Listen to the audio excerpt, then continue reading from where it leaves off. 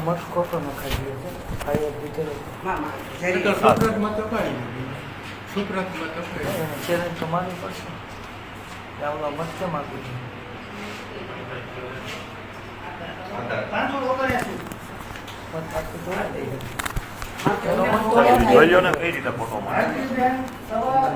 શું તકલીફ શું થઈ વાંધો નથી વધારે કરવું એ લોકો હેરાન થશે બિચારા આપણે ખાલી હું માફી માંગુ કારણ કે આ લોકોથી ભૂલ થઈ ગઈ અને આ લોકોએ જોયું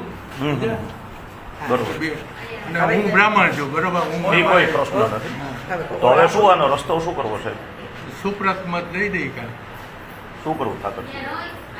આવી ભૂલ થાય તો અમારે શું કરવાનું તમારી વાત સાચી હું માફી માંગુ છું પછી કે એ લોકો વતી હું માફી શું એટલે વાંધો શું આવ્યો આ છે ને મારા નામ પર હા કોક બેન મત આપી ગયા ઓકે હવે એ આ લોકો છે ને નામ નથી શું નામ શું છે બેન એમ એ બેનનું નામ અમે બીજામાં જઈ આવ્યા ને તો એના અંદર લખ્યું જેબુન બેન નામ છે બરોબર નંબર આ છે ખાલી બરોબર એટલે આ બેન આ એક નંબર ઉપર અલગ અલગ કાપલી પડી છે તો આ લોકોએ નંબર આ જોયો આ લોકોની ને એ લોકોએ ફેસ રીડિંગ નહીં કર્યું હોય ઓકે અને એ લોકોએ ખાલી કઈ વાંધો નહીં કરાવી ઓકે આજે આપણે જોઈ રહ્યા છીએ કે આખા દેશની અંદર જ્યારે ઇલેક્શનો ગુજરાત રાજ્યમાં ચાલી રહ્યા છે ત્યારે પહેલેથી કહેતા આવીએ છીએ કે ભાજપ માત્ર ક્યારે જીતે કે જ્યારે બોગસ વોટિંગો કરાવવા આજે વોર્ડ નંબર 4 રાજકોટ મહાનગરપાલિકાનો જે છે એના અંદર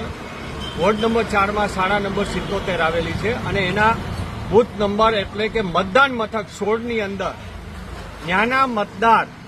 જરીનાબેન મનસુરભાઈ સુગરવાલા છે એમનો મત સવારમાં પડી ગયો કઈ રીતે પડી ગયો તો આપણે જાણીએ છીએ કે આ ફૂટી ગયેલા અધિકારીઓ માત્ર સરકારના કહેવા ઉપર ચાલી રહ્યા છે ત્યારે આ મતદાન પડે બાકી જે વ્યક્તિ મતદાન કરવા આવી એની પાસે આઈડી કાર્ડ ચેક કરવામાં ન આવ્યું હોય તો જ એ મતદાન કરી શક્યું હોય એટલે આ ફૂટેલા અધિકારીઓ વિરુદ્ધ ચૂંટણી પંચ શું પગલાં લેશે સરકાર શું પગલાં રહેશે તે હું જાણવા માંગુ છું આ ફેસબુકની અંદર હું મારા આ ઓડિયોની સાથે વિડીયોની સાથે હું એ જે અધિકારી છે એની પાસે જે જરીનાબેન ફરિયાદ કરે છે અને અધિકારી માફી માંગે છે એ પણ વિડીયો આપને શેર કરું છું અને તમામ પ્રેસના મિત્રોને પણ હું આ વસ્તુઓ એટલા માટે શેર કરી રહ્યો છું કે આ દેશની અંદર લોકશાહીને મારવાનો ધંધો આ ભાજપ સરકાર કરી રહી છે હું મહેશ રાજપૂત ચેરમેન